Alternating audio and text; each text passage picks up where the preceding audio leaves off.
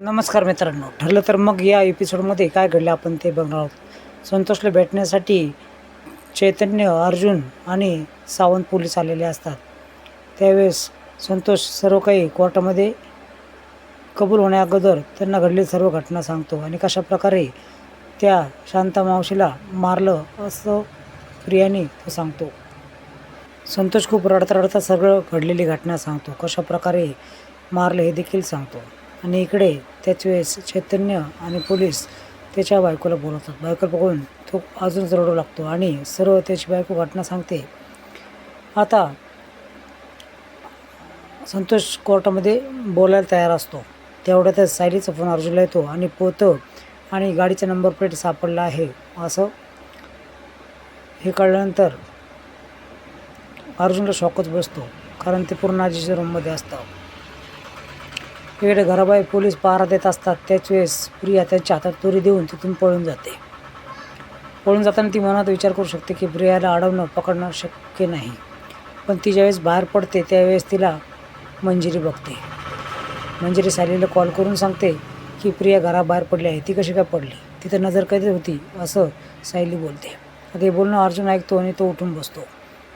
ही लगेच रमाला फोन करते आणि रमाला तिच्या मदतीसाठी पाठवते. या दोघेही तिच्या मागे लागतात. तिला सळकोपरं करून सोडतात. अगदी तिच्या पाठीमागे एवढं लागतात की ती घामाघूमून जाते. मंजिरी तर अक्षरशः तिला चिखलामध्ये पाडते. रमा तिच्यावर कचरा टाकते. कचरा टाकासाठी तिला ती फेकून देते आणि शेवटी सुभेदारांच्या घरासमोरच आणून सोडते. तिच्या अंगावर मंजिरी पाणी टाकते आणि ही घाण घेऊन आतमध्ये जाऊ नकोस असं बोलते. ते सर्वांसमोर तिला हजर करतात. त्यावेळेस अश्विन खूप चिडतो. सायली देखील आतमध्ये असते. प्रतापराव खूप चिडतात.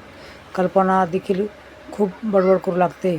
अर्जुन, अस्मिता हे तर खूप बडबड करायला लागतात. आता तुझे दिवस संपले आहेत. प्रताप तर बोलतो की तू अजून कुठल्या लेवलपर्यंत जाणार आहे, तू आता पोलिसांना देऊन पळायला देखील लागलेस.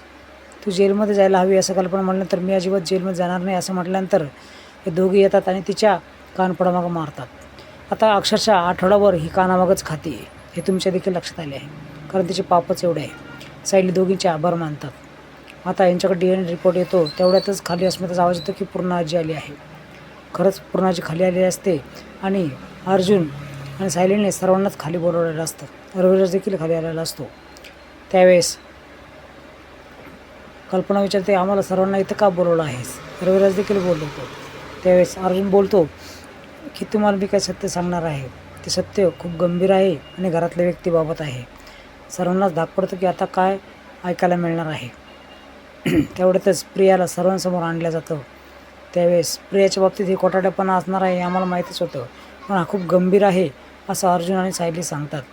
प्रतापराव, ह्याच्यात वेगळं काय आहे, हिने काहीतरी खोटारडेपणा केलाच असणार कुठेतरी. त्यावेळेस हिला समोर आणल्यानंतर हिचा चेहरा तर फार पडलेला असतो. सायली सुरुवात करते